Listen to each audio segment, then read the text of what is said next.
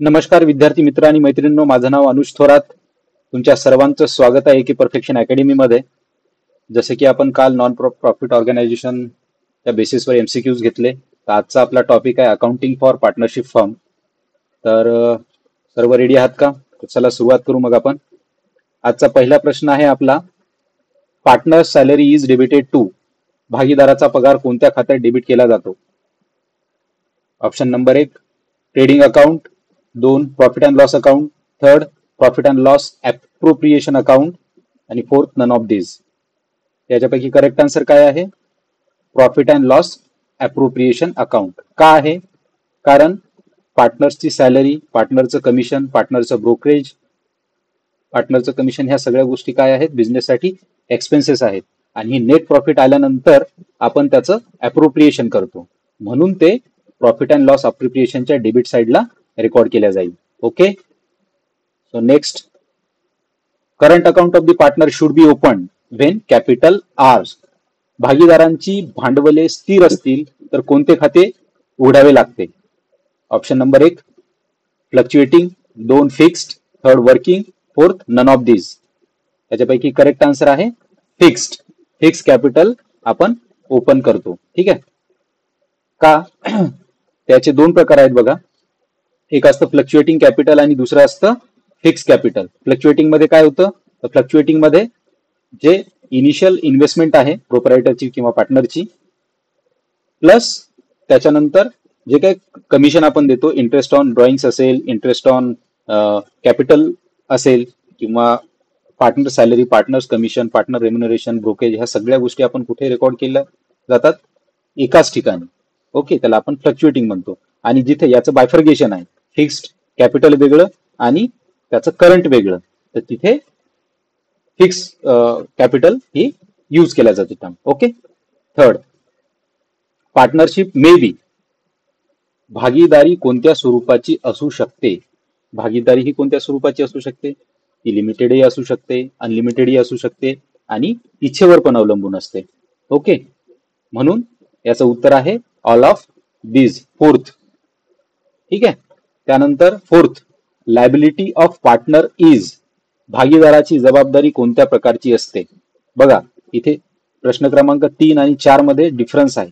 इथे वर तिसऱ्या क्रमांकामध्ये पार्टनरशिप फक्त विचारला गेलेला आहे आणि इथे पार्टनर्सची लायबिलिटी, म्हणून गोंधळायचं नाही. पार्टनर्सची लायबिलिटी कशी असते? नेहमी अनलिमिटेड असते. ओके, अनलेस अँड अंटिल, जेव्हा ती लिमिटेड लायबिलिटी आहे. Okay. Next, partnership deed is also called. Partnership डीडला काय म्हणतात? प्रॉस्पेक्टस म्हणतात, प्रिन्सिपल्स ऑफ पार्टनरशिप म्हणतात, की आर्टिकल्स ऑफ असोसिएशन म्हणतात, की आर्टिकल ऑफ पार्टनरशिप म्हणतात? करेक्ट आन्सर आहे आर्टिकल ऑफ पार्टनरशिप.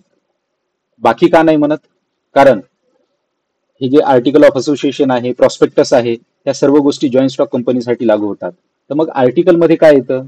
आर्टिकल मध्ये पूर्ण टर्म्स, कंडिशन्स, त्यांचे प्रोव्हिजन्स, त्यानंतर त्यांच्या रिस्पॉन्सिबिलिटीज, ह्या सगळ्या गोष्टी जिथे नोंदवल्या जातात, ज्या डॉक्युमेंटमध्ये नोंदवल्या जातात, त्याला म्हणतात आर्टिकल्स. ओके, मग ते पार्टनरशिपचं असू शकतं, जॉईंट स्टॉक कंपनी असेल तर ते असोसिएशनचं म्हणतात. Okay, got it? चलो नेक्स्ट. प्रश्न क्रमांक 6, the relationship of partner with the firm is. भागीदार व संस्थेमधील संबंध काय असतो? दोघांमध्ये रिलेशन काय आहे? रिलेशन आहे एजंटचं किंवा प्रिन्सिपलचं. ओके, जर तुम्ही डेफिनेशन वाचली तर त्याच्यात आपल्याला हे लक्षात येतं.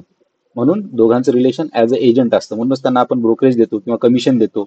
तर कोणत्या बेसिसवर देतो? ऍज अ एजंट आहे म्हणून. ओके.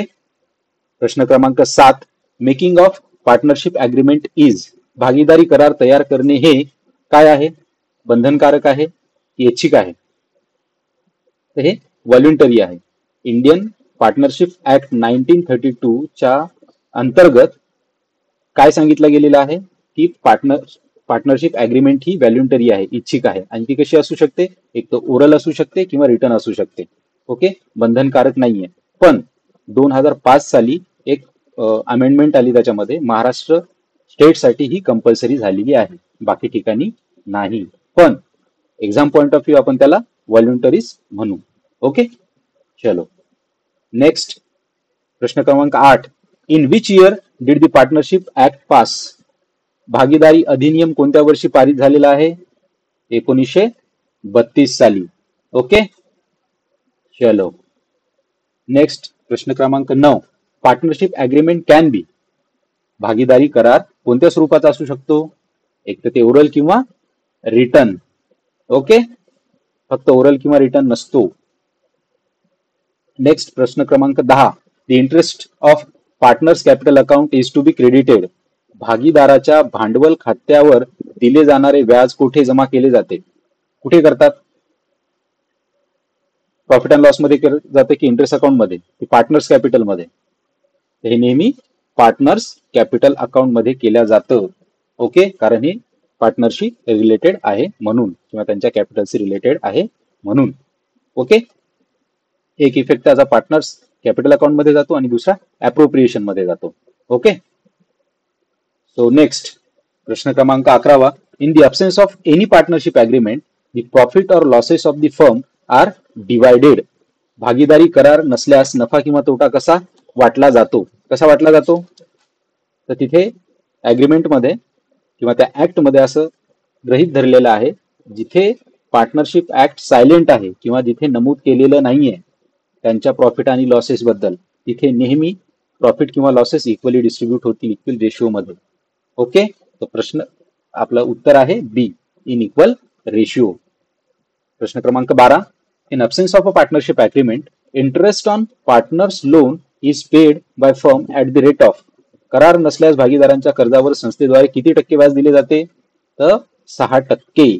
पार्टनर्सच्या लोनवर, इथे कॅपिटलवर म्हटलेलं नाही, लोनवर लक्षात ठेवायचं. कॅपिटलवर जर इथे प्रश्न आला असता तर कॅपिटल वर जर सायलेंट असेल तर दिल्या जात नाही, तिथे स्पेसिफिक मेन्शन करावं लागतं की किती इंटरेस्ट द्यायचा आहे कॅपिटलवर. पण पार्टनर्सच्या लोनवर नेहमी 6% पर ॲनम. ओके, तर प्रश्न क्रमांक उत्तर आहे आपलं सी. प्रश्न क्रमांक 13. In partnership firm profit and losses are shared. भागीदारी व्यवसायात नफा आणि तोटा कसा वाटला जातो? कसा वाटला जातो? Equally, in ratio of capitals or as per agreement. बघा इथे ट्रिक आहे. इथे म्हटलेला in partnership firm profits and losses are shared, म्हणजे कोणत्या बेसिसवर हे लॉसेस शेअर्ड केल्या जातात, ना की कोणत्या रेशिओवर विचारलं त्यांनी. बेसिस विचारलाय, रेशिओ विचारला का? नाही. रेशिओ मग इक्वल असू शकतो किंवा कॅपिटलच्या बेसिसवर असू शकतो, पण इथे आपल्याला विचारलेलं आहे बेसिस, त्याचं डॉक्युमेंटेशन.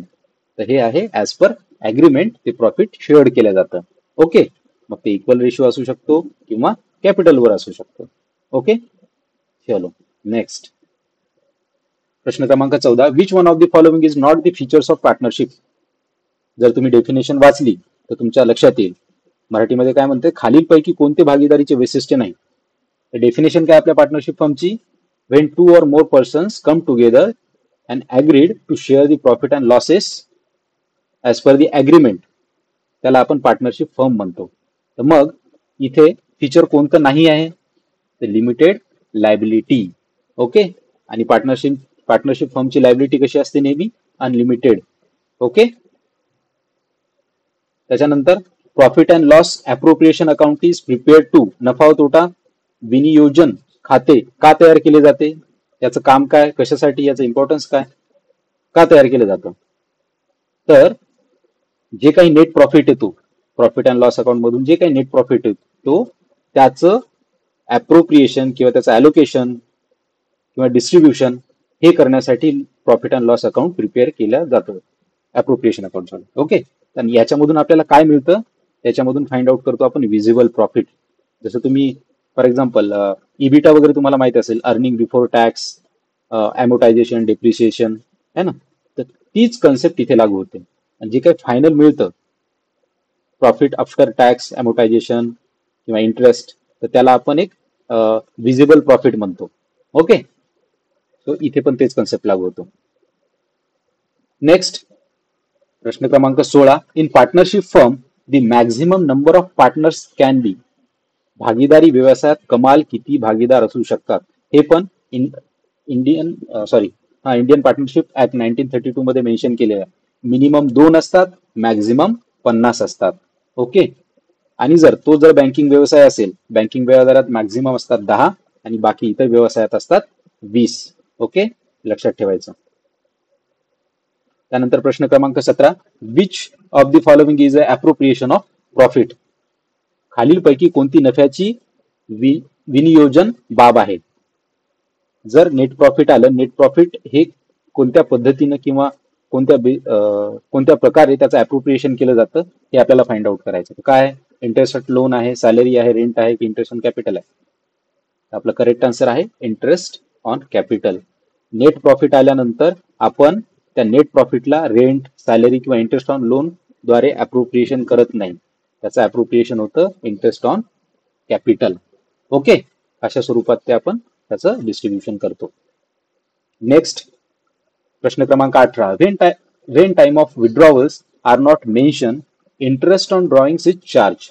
जर पैसे काढण्याचा वेळ दिलेला नसेल तर व्याज किती महिन्यांसाठी आकारले जाते?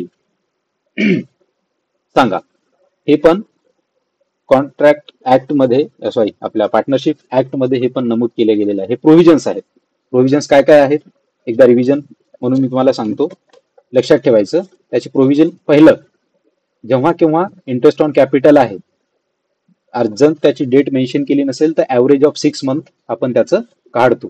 नेक्स्ट, इंटरेस्ट ऑन जर पार्टनर्स कॅपिटल लोन दिलेलं नसेल तर 6% असतं, जर तिथे ऍग्रीमेंट सायलेंट असेल तर. इंटरेस्ट ऑन कॅपिटल जर सायलेंट असेल तर आपण इंटरेस्ट ऑन कॅपिटल देत नाही. त्यानंतर शेवटचं, पार्टनरची सॅलरी असेल, कमिशन असेल, अलाउन्सेस असतील, रेम्युनरेशन असेल किंवा ब्रोकरेज असेल, जर तिथे स्पेसिफाय केलं नसेल तर आपण देत नाहीत. ओके, हे काही जे प्रोव्हिजन आहे ते आपल्या लक्षातच ठेवावे लागतील. म्हणून इथे आपलं करेक्ट आन्सर काय आहे? जर पैसे काढण्याचा वेळ दिलेला नसेल तर व्याज किती महिन्यांनी आकारले जाते? तर 6 महिने. Okay, got it? चलो. When drawings are made at the end of the every month, interest is calculated on. प्रत्येक महिन्याच्या शेवटी आहरण केल्यास व्याज कशावर आणि किती कालावधीसाठी आकारले जाते? सांगा. ऑप्शन 4 आहेत आपल्याकडे, 6.5 महिने, 6 महिने, 5.5 महिने. त्याचं लॉजिक काय मित्रांनो? जसं की बघा, आपण इथे मला एंड ऑफ एव्हरी मंथ, आपण 1 वर्ष 12 महिन्याचा काळ घेतो है ना. जर पहिलाच महिना आहे, आपण पहिल्या महिन्याच्या शेवटी जर इन्व्हेस्टमेंट केली सपोज, तर ती 11 महिन्यासाठी तिचं रिटर्न आपल्याला येईल. जर 11व्या महिन्यात केली तर ती 10 महिन्याचं रिटर्न आपल्याला देईल. 10व्या महिन्यात केली तर ती 9 महिन्याचं. तर याचं सिंपल कॅल्क्युलेशन बघा, खाली पण दिलेलं असेल. आहे, नाहीये का? नाहीये. हा, तर जर तुम्ही 12, त्यानंतर 11, 10 असं करत राहिले सपोज, ठीक आहे, त्याचं समेशन, हे काय येतं? 66. ओके, 11 + 10 + 9, 66 भागिले जर 12 केलं तर तुमचं उत्तर येतं 5.5 महिने. ओके, फॉर एक्झाम्पल, जर ते ऍट दी बिगिनिंग असेल, तर काय येईल सांगा? तिथे काय लॉजिक लावाल तुम्ही? इथे मग जर महिन्याच्या सुरुवातीलाच असेल तर त्याचं 12 महिन्याचं मिळेल पहिल्या महिन्यात. दुसऱ्या महिन्यात केलं त्याचं 11 महिन्याचं मिळेल. तर 12 + 11 + 10 + 9 असं करत गेलो आपण इथपर्यंत, त्याची समेशन येते 78 / 12, 12 महिने. तर त्याचं ऍव्हरेज किती निघतं? 6.5 महिने. अशा पद्धतीने हे कॅल्क्युलेशन असतं. ओके, नेक्स्ट आहे, for the firm interest on partners drawing is. संस्थेसाठी भागीदारीच्या आहरणावर व्याज ही काय असते? हे कोणत्या स्वरूपाचं आहे? गेन आहे, एक्सपेन्स आहे, लॉस आहे की नन ऑफ दिस? बघा, ड्रॉइंग काय आहे पार्टनर्सची, सॉरी बिझनेससाठी, ते कॅपिटल मधून मायनस होतं, ठीक आहे. आणि त्याच्यावर जो इंटरेस्ट मिळतो तो बिझनेससाठी इन्कम असतो. त्याला इन्कमही म्हणू शकता तुम्ही, प्रॉफिटही म्हणू शकता किंवा गेन्स पण म्हणू शकता. ओके, पण करेक्ट वर्ड आहे गेन. सो आन्सर आहे गेन. नेक्स्ट प्रश्न क्रमांक 21, in the absence of partnership deed, partners are not entitled to receive. भागीदारी करार नसल्यास भागीदारांना खालीलपैकी कोणती गोष्ट मिळत नाही? आताच डिस्कस केलं होतं बघा आपण. काय काय मिळत नाही? त्यांना सॅलरी मिळत नाही, त्यांना कमिशनही मिळत नाही आणि इंटरेस्ट ऑन कॅपिटलही मिळत नाही. या सर्व गोष्टी पार्टनरशिप डीड मध्ये मेन्शन कराव्या लागतात, तरच त्यांना त्या मिळतात. ओके, चलो नेक्स्ट. प्रश्न क्रमांक 22. If the fix amount is withdrawn on the first day of every quarter, the interest on total drawing will be calculated for. प्रत्येक महिन्याच्या पहिल्या दिवशी आहरण केल्यास व्याज किती महिन्यांसाठी आकारले जाईल? याचं कसं कॅल्क्युलेशन राहील? मग हे क्वार्टरली बेसिसवर आहे. तर इथे जर किती क्वार्टर असतात एका वर्षात? 4. जर पहिल्याच दिवशी आपण क्वार्टरच्या इन्व्हेस्टमेंट केली तर त्याचे क्वार्टर्स किती बनतील? ऑब्विसली 4. तसंच मग म्हणजेच 12 महिने नंतर नेक्स्ट क्वार्टर म्हणजे 9व्या महिन्यात येईल. ते 9व्या महिन्याच्या सुरुवातीला जर केलं आपण तर पूर्ण ते आपल्याला इंटरेस्ट काय 9 महिन्यासाठी मिळेल. तसंच थर्ड क्वार्टर मध्ये 6 महिन्यासाठी आणि फायनलच्या क्वार्टर मध्ये 3 महिन्यासाठी तो इंटरेस्ट मिळेल आपल्याला. आपलं कॅल्क्युलेशन कसं राहील मग? 12 + 9 + 6 + 3 डिवायडेड बाय 4. ओके, तर त्याचं टोटल समेशन किती येतं? 30 डिवायडेड बाय 4 म्हणजेच 7.5 महिने. आपलं उत्तर आहे डी, 7.5 मंथ्स. ओके. त्यानंतर अनुकल्प and Karan are the partners with the capital of ₹25,000, 15,000. Interest on it is 10% per annum and profit is 2,400. Interest on capital is what? इथे काय सांगितलेलं आहे आपल्याला की इंटरेस्ट ऑन कॅपिटल किती डिस्ट्रीब्यूट करायचा आहे. याच्यासाठी पहिली स्टेप आपली आहे टोटल प्रॉफिट काढायचा आहे. टोटल प्रॉफिट किती येईल आपलं? इथे दिलेलं आहे 2400, पहिला पॉईंट. दुसरं काय काढायचं आपल्याला? इंटरेस्ट ऑन कॅपिटल काढायचा आहे. आता सिंपल 1-1 शून्य कट करा म्हणजे 10-10%. त्याच्यावर आपल्याला इंटरेस्ट ऑन कॅपिटल म्हणजे ₹2500 आणि 1500. टोटल आपलं इंटरेस्ट ऑन कॅपिटल किती आहे? 4000. प्रॉफिट आहे 2400.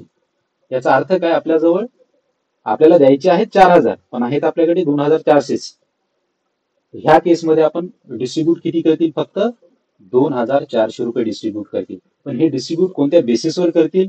जर इथे मेन्शन केलं नसेल तर कॅपिटलचा रेशिओ काढतो आपण. तर कॅपिटलचा रेशिओ काय येतो इथे? 5-15, 5-5-25 म्हणजे 5:3 रेशिओ आला आपला. बरोबर, 5:3 रेशिओ आला आणि आपल्याला 2400 5:3 रेशिओ मध्ये डिस्ट्रीब्यूट करायचे आहे. तर मग अनुकल्पला किती येईल अमाऊंट? 2400 × 5 divided by 8. बरोबर, 1500 आलं. त्यानंतर करण 2400 × 3 divided by 8 is equal to 900. म्हणजेच आपलं करेक्ट आन्सर काय आहे? बी, 1500 आणि 900. अनुकल्पला येतील ₹1500 आणि करणला येतील ₹900 interest on capital. Got it? चलो next. Features of partnership firm are. भागीदारी व्यवसायाची वैशिष्ट्ये कोणती आहेत?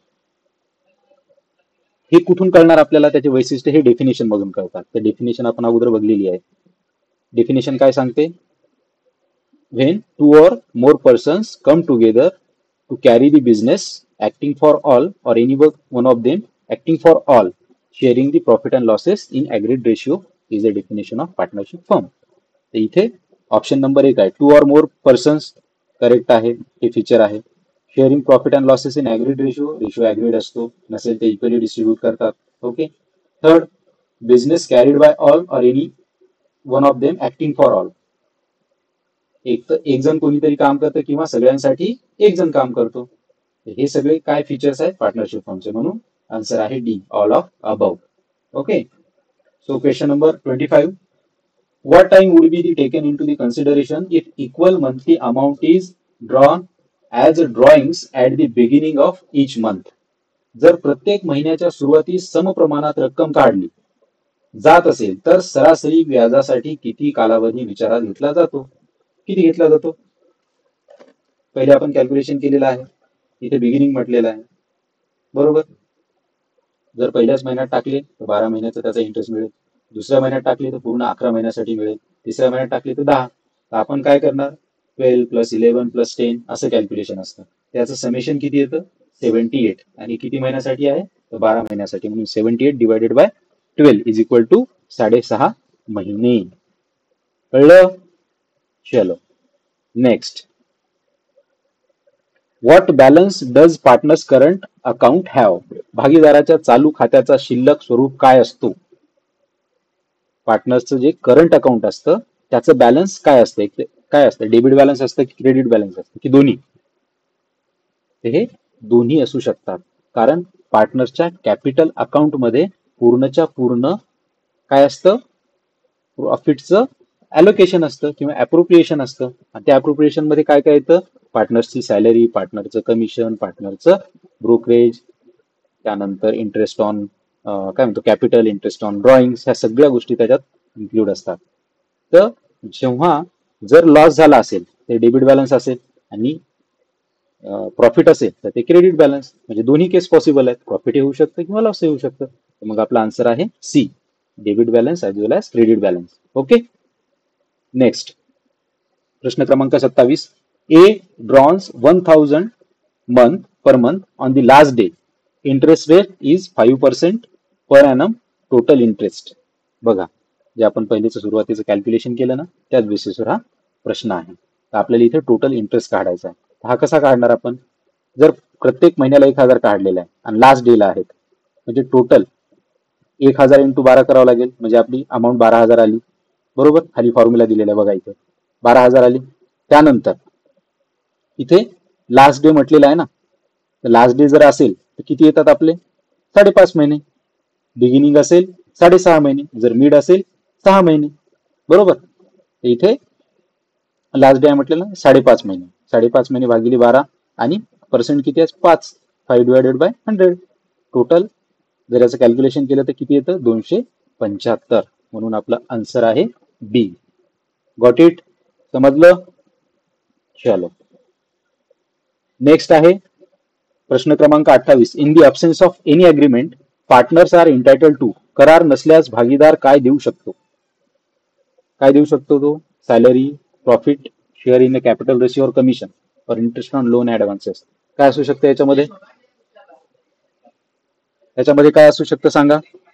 In the absence of agreement partners are entitle interest on loan and advances. Okay, चला. त्यानंतर आहे प्रश्न क्रमांक 29. Fluctuating capital account is credited with. चल भांडवल खात्यावर काय जमा होते? फ्लक्च्युएटिंग कॅपिटल मध्ये काय क्रेडिट केलं जातं? अगोदरच मी बोललो तुम्हाला, दोन कॅपिटल असतात, फ्लक्च्युएटिंग आणि कॅपिटल. क्रेडिट साईडला काय काय येतं? त्याचं पूर्ण इंटरेस्ट ऑन कॅपिटल असतं. ज्या वर्षाचं प्रॉफिट आहे ते पण प्रॉफिट लॉस मधून आपण ट्रान्सफर करतो. रेम्युनरेशन असेल पार्टनरचं, ह्या सगळ्या गोष्टी क्रेडिट साईडला दिल्या जातात. म्हणून आपलं उत्तर आहे D, all of above. Next question number 30. In the absence of agreement between partners interest on capital.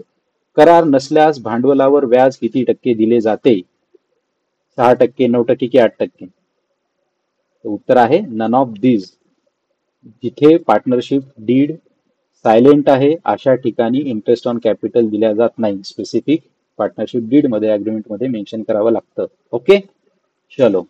प्रश्न क्रमांक 31. Interest on partners capital is. भागीदाराच्या भांडवलावरील व्याज हे काय असते? इंटरेस्ट ऑन कॅपिटल हे काय आहे? एक्सपेंडिचर आहे, गेन आहे की अप्रोप्रिएशन? ऑब्विसली अप्रोप्रिएशन आहे नेट प्रॉफिटचं. ओके, चलो.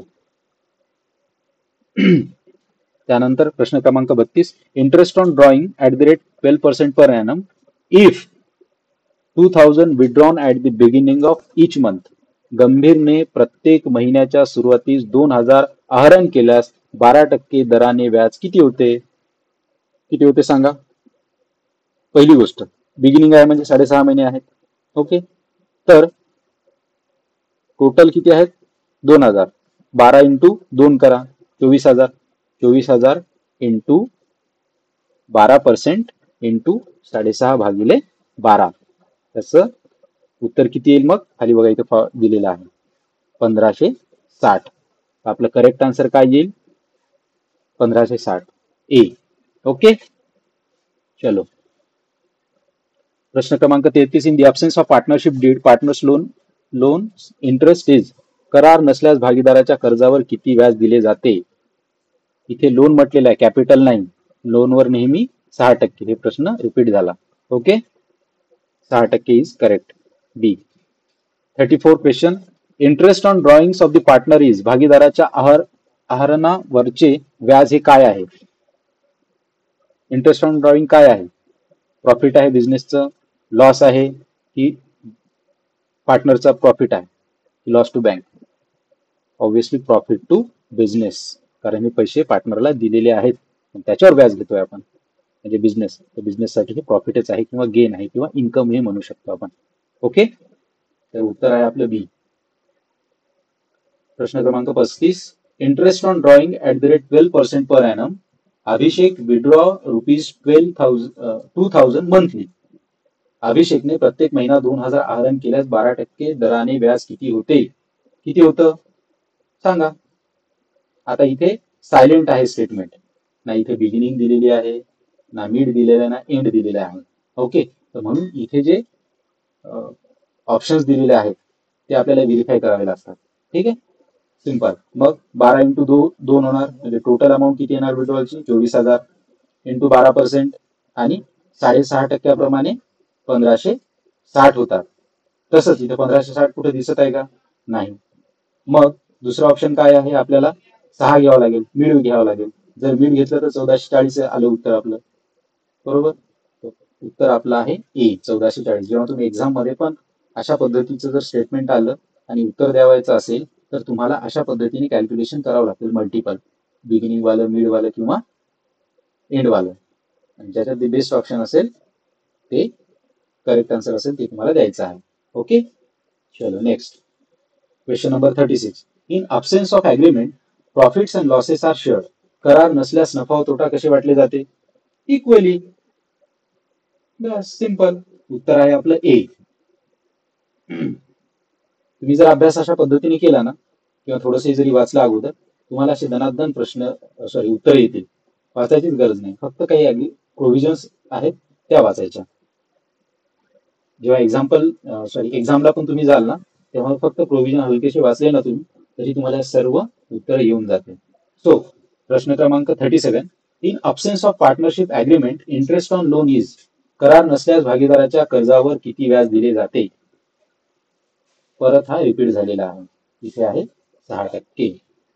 ओके, लोन नेहमी वाचायचं, लोन आहे की कॅपिटल आहे, कॅपिटलवर नाही लोनवर असतं. चलो प्रश्न क्रमांक 38. In absence of partnership deed partners shall. भागीदारी करार नसल्यास भागीदारांना काय मिळणार नाही? काय मिळत नाही? त्यांना काहीच मिळत नाही.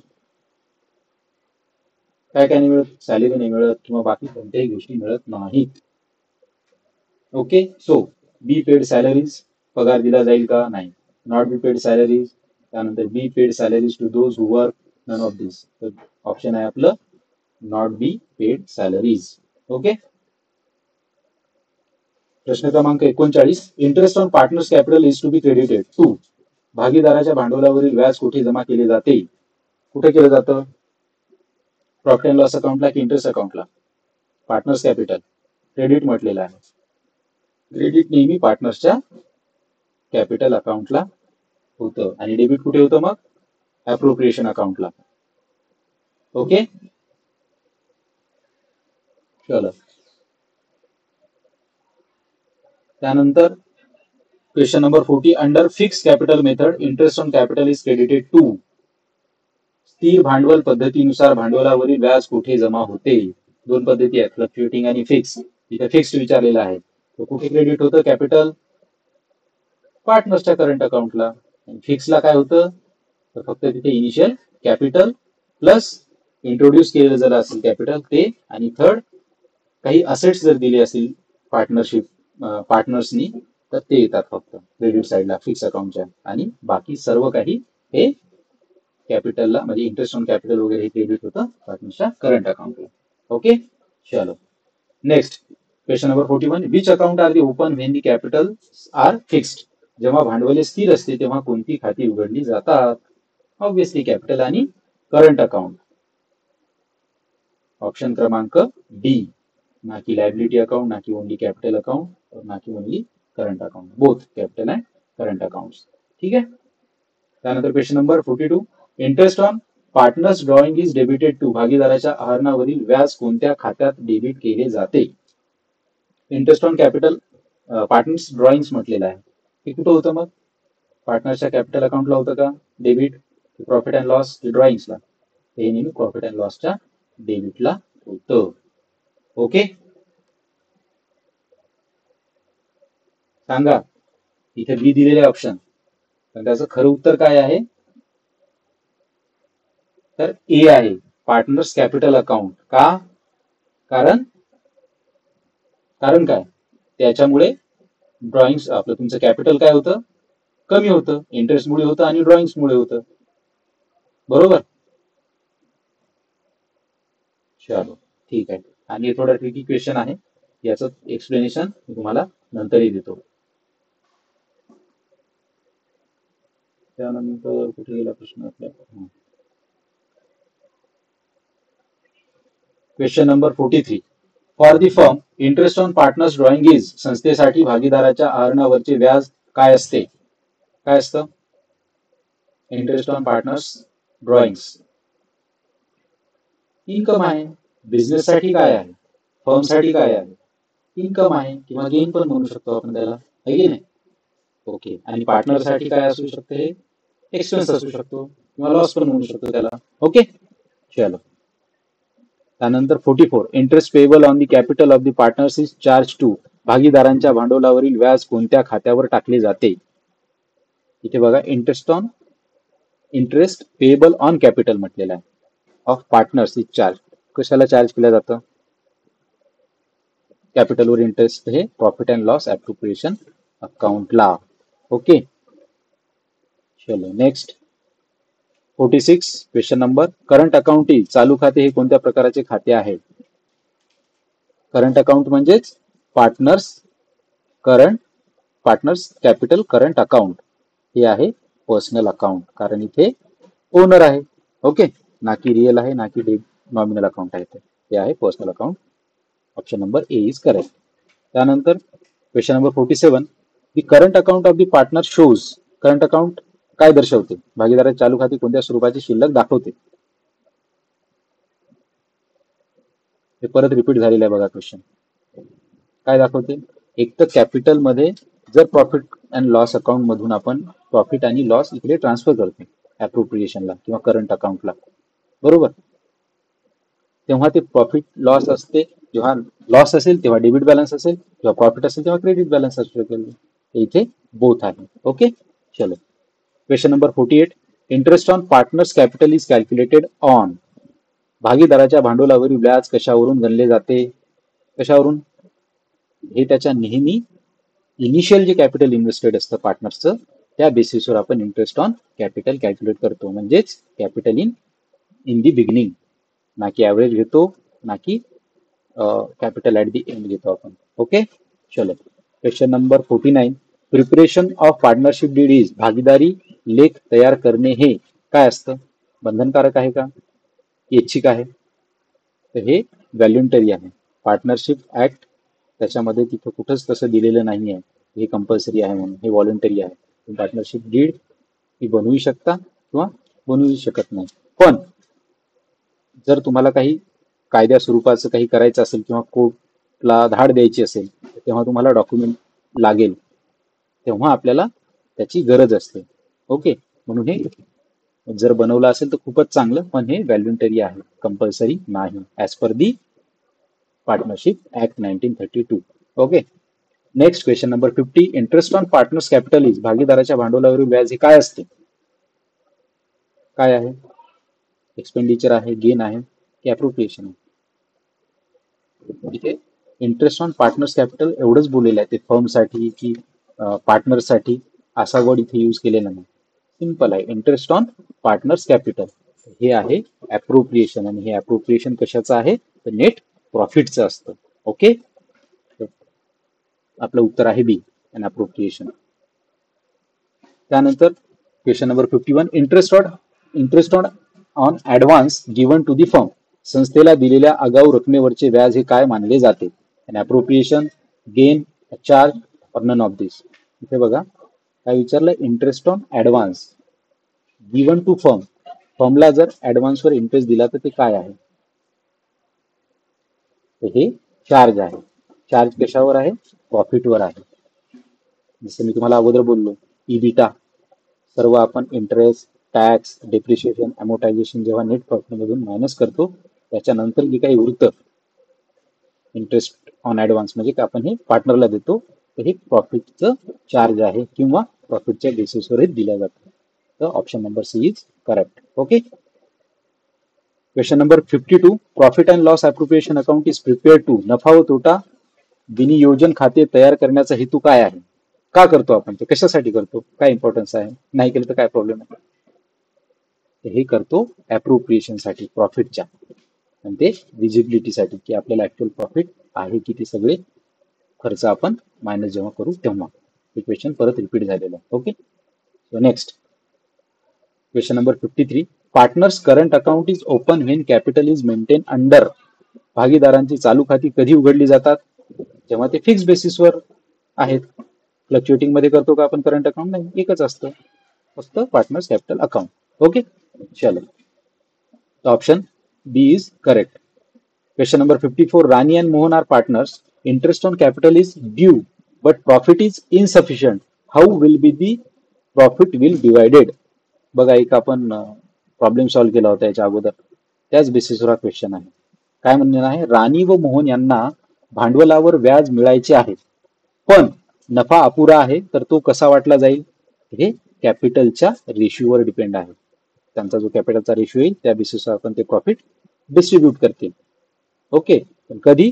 जेव्हा प्रॉफिट इनसफिशियंट आहे, म्हणजेच इंटरेस्ट ऑन कॅपिटल जास्त आहे, प्रॉफिट कमी आहे, त्या केसमध्ये आपण कॅपिटल रेशिओ बेस घेतो प्रॉफिट डिस्ट्रीब्यूट करण्यासाठी.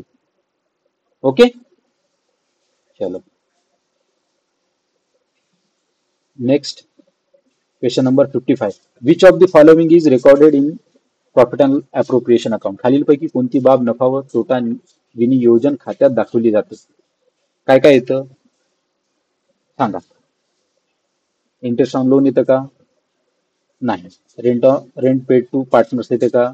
नाही. मॅनेजर कमिशन येते का? नाही. फक्त पार्टनर्सची सॅलरी किंवा कमिशन. ओके, या सगळ्या गोष्टी. Question number option number B is correct. त्यानंतर question number 56. XYZ is equal to, काय म्हणणं आहे? 3:2:1 त्यांचा रेशो आहे. प्रॉफिट आहे, प्रॉफिट आहे 84,000. What is wise share? जर प्रॉफिट 84,000 आहे आणि त्यांचा रेशो 3:1 आहे, 2:1 आहे, तर मग वायचं शेअर किती आहे?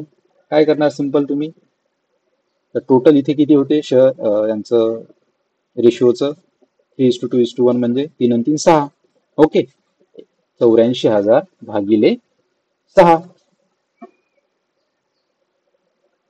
इंटू 2 किती आला आपला answer? 28,000. Option B is correct. Next, if the partner carries on the competing business, profit from it. भागीदार जर स्पर्धात्मक व्यवसाय चालवत असेल तर त्याचा नफा कोणाचा?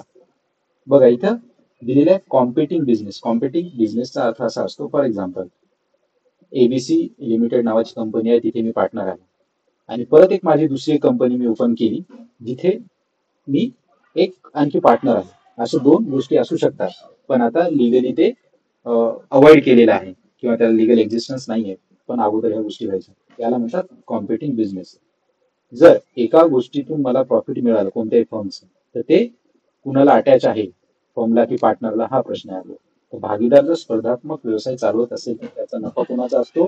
तर त्या फर्मचा असतो, पार्टनरचा नाही. ओके.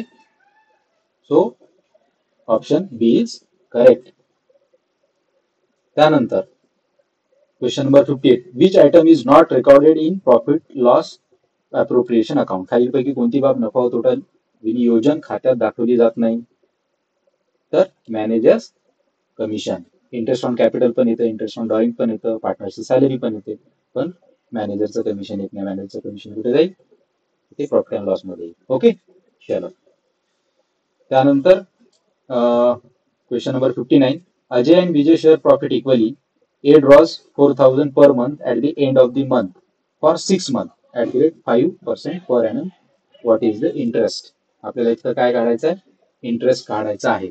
प्रत्येक महिन्याच्या शेवटी 4,000 काढले बरोबर, 6 महिन्यासाठी 5% व्याज आहे. ओके, त्याची अमाऊंट आपल्याला काढायची आहे. तर हे कसं काढू आपण? 4,000 इंटू 6 म्हणजे 24,000 आले बरोबर. 24,000 5%. आणि जर इथे काय म्हटलेलं आहे, at the end of month, म्हणजेच वर्षाचं किती येईल त्याचा ऍव्हरेज 5.5 महिने बरोबर.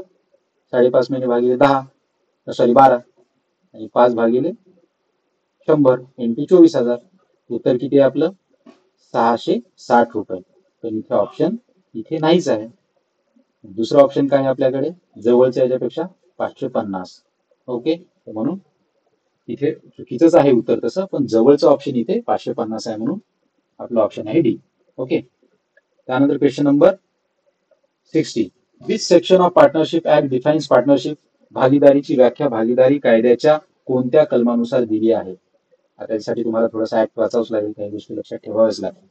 हे आहे सेक्शन 4. सेक्शन 4च्या अंडर पार्टनरशिप ऍक्ट डिफाईन केलेली आहे, किंवा त्याचं पार्टनरशिपचं डेफिनेशन आहे. Okay, question number 61. Bhaskar is a partner and withdraws 6,000 at the beginning of every month. Find the interest at the end. Okay, आणि त्याचा इंटरेस्ट रेट आहे 12% पर एनम. भास्कर दर महिन्याच्या सुरुवातीला 6,000 आहरण करतो. वर्षा अखेरीस 12% प्रमाणे दराचे व्याज किती?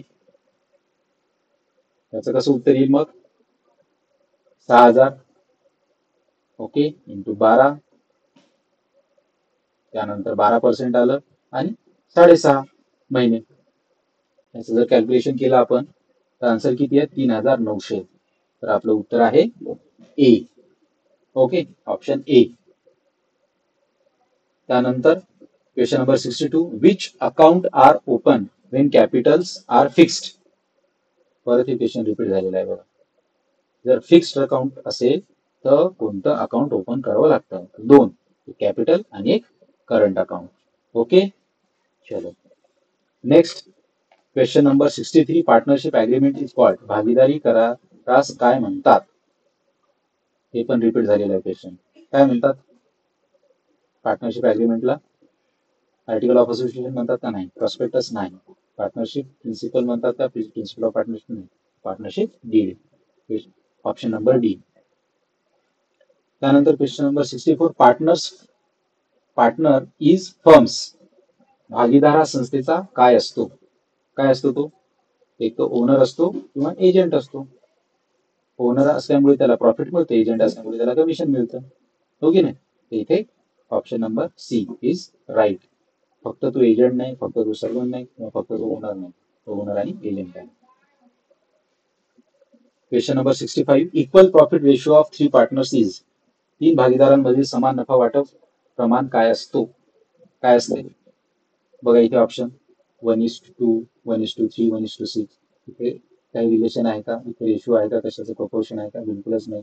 बी मध्ये पण नाही. सी मध्ये आहे का? हा, टोटल 3 पार्टनर आहेत आणि एक एक भाग त्यांना शेअर केलेला आहे. Option C is correct. Okay, next question number 66. Liability of partner is? भागीदाराची जबाबदारी कशी असते? अगोदरच बघितलं सुरुवातीला आपण. कशी असते ती? डिटरमाइंड बाय पार्टनरशिप ऍक्ट और लिमिटेड की अनलिमिटेड? ऑप्शन आहे बी, अनलिमिटेड असते लायबिलिटी पार्टनरशिप. ओके, त्यानंतर आपण उद्याला गुडविल पार्ट घेणार आहोत. त्याचं मिनिंग, त्याचं nature, factory, affecting and methods of valuation. तर आज आपण इथेच थांबूया. धन्यवाद.